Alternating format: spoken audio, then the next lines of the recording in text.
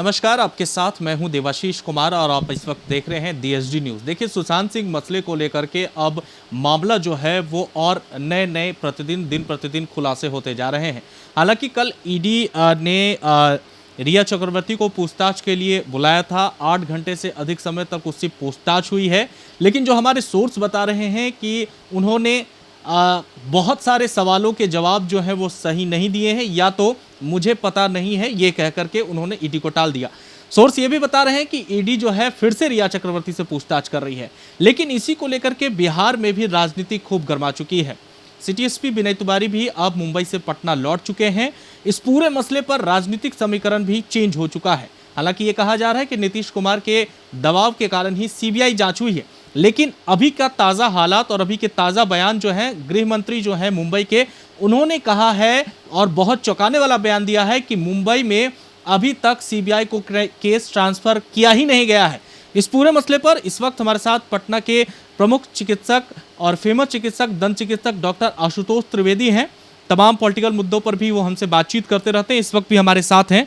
आशुतोष जी, सबसे पहले मैं आपसे ये जानना चाहूँगा कि ये क्या लगता है सुशांत सिंह मामले में, जैसे कि दिन प्रतिदिन नए एक मोड़, एक नए न्यूज़ हमें देखने को मिलते हैं, आपको क्या लगता है? आप जो अपना एक प्रेडिक्ट बताते हैं, आप जो अपना ये करते हैं, क्या लगता है? बिल्कुल, अगर इस पूरे वाक्यांश को देखा जाए, रिया चक्रवर्ती और सुशांत का जो भी एपिसोड हुआ है और उसके पहले उनकी जो मैनेजर हैं उनका जो एपिसोड हुआ है, या पिछले आप और कई साल पीछे जाते हैं तो मुंबई में इस तरह के वारदात को अंजाम बहुत तरीके से दिया जा रहा है और बहुत सारे केसेस, पुरानी फाइलें आज भी वैसे ही दबी हैं।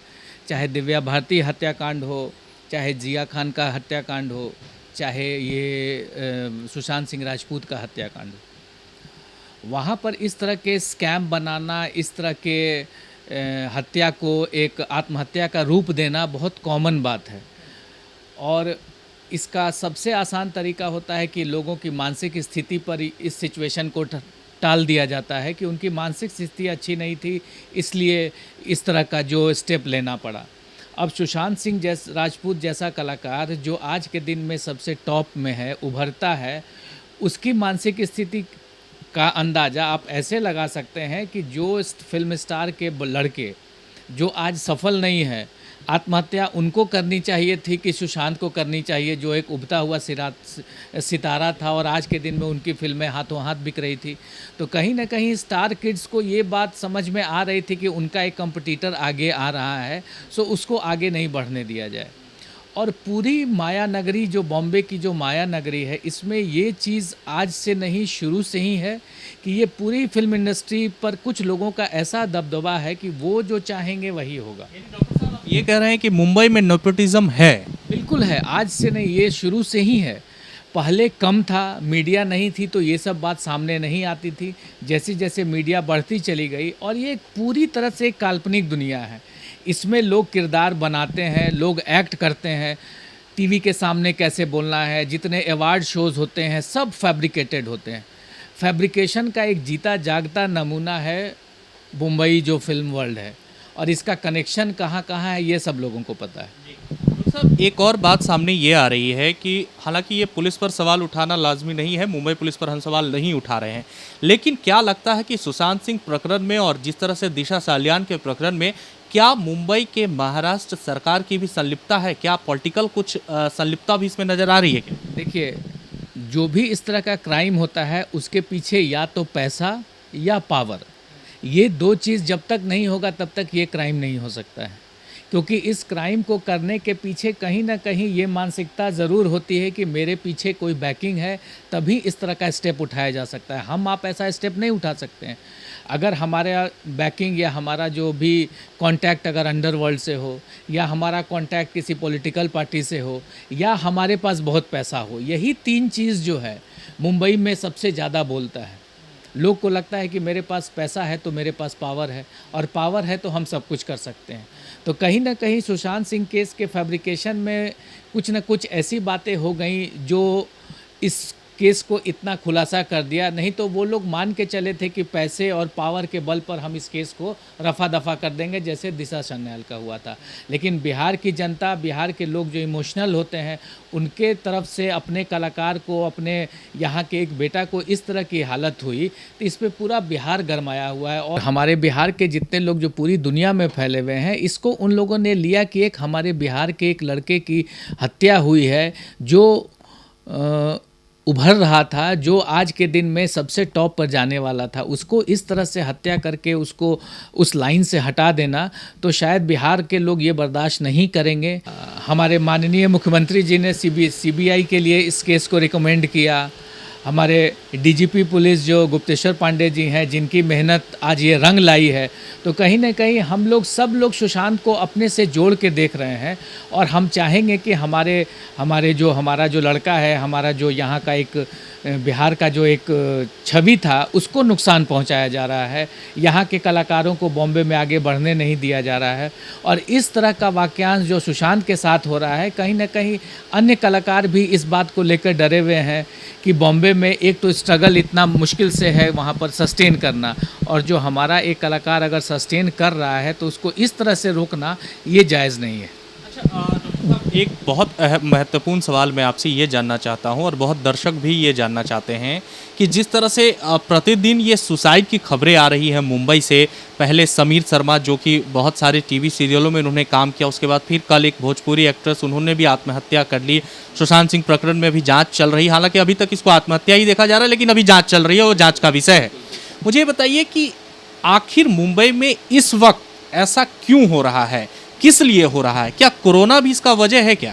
बिल्कुल कोरोना वजह हो सकता है, लेकिन जहाँ तक मेरा ख्याल है कि या तो इस केस से लोगों को ध्यान भटकाने के लिए भी इस तरह के वाक्यांश हो रहे हैं कि लोग ये समझे कि बॉम्बे में आत्महत्या करना आम बात हो गई है कलाकार के लिए। लेकिन ये सब भी कहीं ना कहीं कड़ी ज़रूर जुड़ा है। और मुझे तो इस बात की पूरी आशंका है कि कहीं रिया का भी, उनका भी कभी न्यूज़ हम लोग को ये सुनने को मिले कि ये परेशानी के कारण, इस तरह के दबाव में उन्होंने आत्महत्या कर ली। क्योंकि राज खुलना जब शुरू होता है तो जो भी राजदार हैं उनको रास्ते से हटाना जो है मुंबई फिल्म में और मुंबई के इस कल्चर में बहुत आम बात हो गई है। और चाहे दिव्या भारती हो, चाहे जिया खान हो, सब लोग कहीं ना कहीं कुछ राज उनके अंदर था, और अगर वो आदमी ज़िंदा नहीं है तो उसके राज जो है वो ख़त्म हो जाते हैं। जैसे दिशा सल्यान, उनका पोस्टमार्टम 2 दिन बाद हुआ। तो ये सब बहुत सारी चीज़ें हैं जो मुंबई पुलिस के तरफ इशारा करती हैं कि कहीं ना कहीं कुछ बातें ऐसी हैं जो वो छुपाती हैं। क्योंकि अगर एक आम आदमी से इस तरह की गलती हो तो बात समझ में आती है, लेकिन जो पुलिस जो इसी चीज़ के लिए ट्रेनिंग ली गई है, इसी चीज़ में वो दिन रात काम कर रही है, उनका इस तरह का बिहेवियर और इस तरह का जो भी वाक्यांश आता है, तो ये बर्दाश्त करने वाला या एक्सेप्ट करने वाली बात नहीं है। हमारे सिटी एसपी विनय तिवारी को जो बीएमसी ने क्वारंटीन किया था, उसको लेकर के आप क्या कहना चाहेंगे? बिल्कुल, ये तो सरासर अन्याय था। और विनय तिवारी जी ने ये बात बहुत अच्छी कही कि उन्हें क्वारंटाइन नहीं किया गया है, इस जांच को क्वारंटाइन किया गया है। और आज देखिए उन्होंने एक नया रूल भी लागू कर दिया है कि अब जो भी यात्री बॉम्बे जाएंगे उनको क्वारंटाइन किया जाएगा। मतलब कहीं ना कहीं समय को यूज़ किया जा रहा है कानून से बचने के लिए। और इसमें जो वकील हैं वो लोग भी 20 दिन, अभी 45 दिन बीत चुका है। तो जैसे जैसे समय बीतता जाएगा, साक्ष्य मिटता जाएगा और ये प्रक्रिया और जटिल होती जाएगी।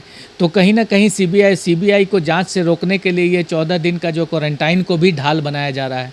क्योंकि ये सब आँख के सामने दिख रहा है कि इस तरह के प्रपंच रचे जा रहे हैं। और आज के दिन में जहाँ लोग एक तरफ जस्टिस की बात कर रहे हैं कि हमें जस्टिस मिलना है, और वहाँ पर जस्टिस डिनाइड की बात हो रही है, जस्टिस डिलेड, जस्टिस डिनाइड। तो कहीं ना कहीं इस पूरे वाक्यांश में एक पूरी तरह से कोई बैक ऑफ माइंड जो है कोई काम कर रहा है, जो बिल्कुल डायरेक्शन दे रहा है कि ऐसे ऐसे होना चाहिए और ऐसे ऐसे हुआ। और इसमें बहुत सारे लोग ऐसे हैं, सफ़ेद पोश लोग जो पीछे छुपे हैं, उनकी जो कार्यशैली है वो सामने ना आ जाए, इसलिए इसको ढाल बनाया जा रहा है कि उनको क्वारंटाइन किया जा रहा है। हमारे जो एसपी साहब हैं उनको क्वारंटाइन किया जा रहा है।